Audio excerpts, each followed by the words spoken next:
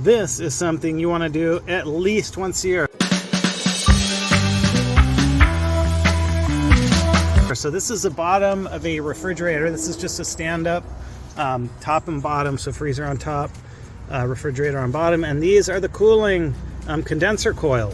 So there's actually a fan. I don't know if you can see it. Yeah, you probably can't see it, but this is a fan that blows onto these coils and helps cool the refrigerator. So obviously with all this dust and debris there, that is not going to happen. Have somebody do it or get it done, otherwise you're going to have problems down the road. Good luck.